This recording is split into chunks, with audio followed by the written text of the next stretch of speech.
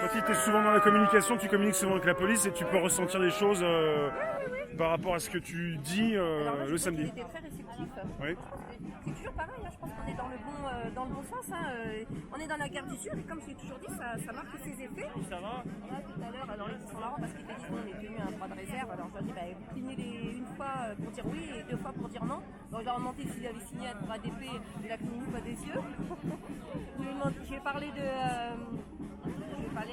de... Alors attends, les accords. Après, je lui montre tout ce que j'ai sur moi pour les éveiller. L'histoire que j'avais évoqué là, les 300, mais ça tu l'avais vu la semaine dernière. Tiens, c'est ça que je vais montrer aujourd'hui. Ah, regarde. Je vais parler des médias, qui possèdent des médias français. Donc tu vois, les grandes fortunes, Bernard Arnault, les Échos, le Parisien aujourd'hui, bref, etc. Mais ce qui est intéressant, Patrick Drahi, donc il a 49% de BFM. Libération l'Express, Xavier Niel. Xavier Niel qui est un ancien proxénète qui avait été condamné par la justice. Putain, le mec il a à la tête, c'est la 11e fortune de France.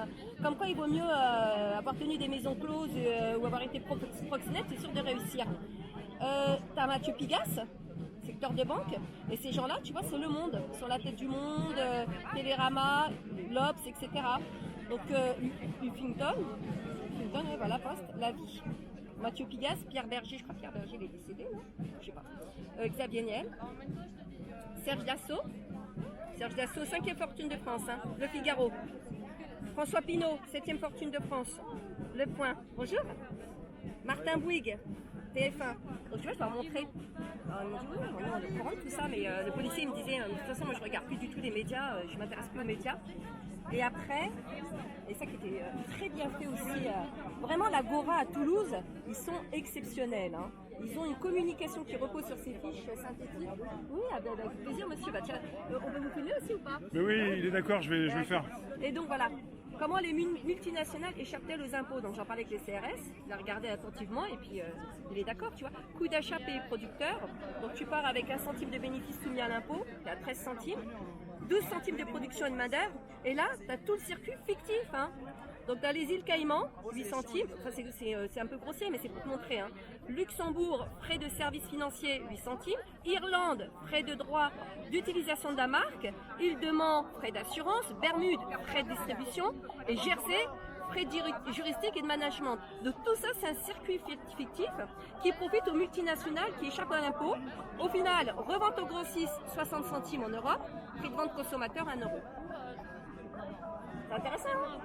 Et donc tu leur montres ça et tout de suite ça fait tilt. Et puis alors comme le monsieur, c'est un antillais, donc on parle du scandale du chlordécone. C'est chlordénone ou chlordécone?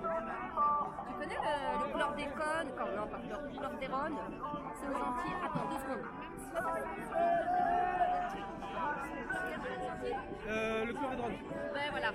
Et ben, sache que c'est là-bas aux Antilles, il y a le scandale de ce chlordérone justement. Et ça fait des années où le sol il est infecté. Il y a des études scientifiques très sérieuses qui ont été menées là-bas pour prouver justement qu'il y a un problème de contamination et que lorsque d'ailleurs Emmanuel Macron était venu pendant son grand débat qui a servi à rien du tout. On n'en voit pas les conclusions. On va passer par là parce que il avait pris justement le sujet, il avait écarté un maire de la Réunion qui venait justement soulever ce problème. Et on en parlait donc avec ce monsieur qui est antillais et qui lui connaît le problème là-bas et qui dit qu'effectivement il y a des conséquences quand même graves sur la population. Et tout ça c'est appuyé par des études scientifiques sérieuses. Parce qu'on parle de Rouen. Bon, on oublie aussi de parler de ce scandale là aux Antilles. Il y a plein de scandales sanitaires qui se déroulent un peu, qui se développent un peu partout dans le monde, et dont les Antilles. Et voilà, on en parlait tout à l'heure, et lui aussi il est scandalisé parce qu'il nous rejoint sur l'ensemble des revendications. Je parlais de Rick, donc il est d'accord. Voilà, ils sont quand même assez favorables à discuter. Ils rejoignent donc les revendications des Gilets jaunes.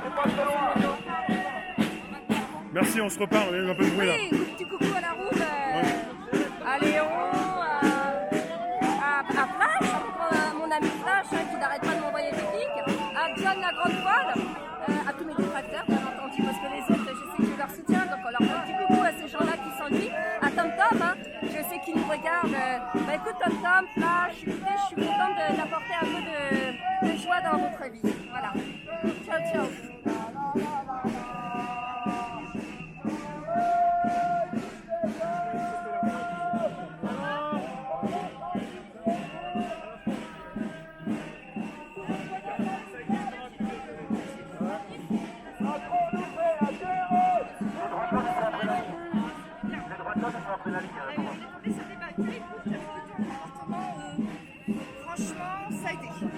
raisonnable.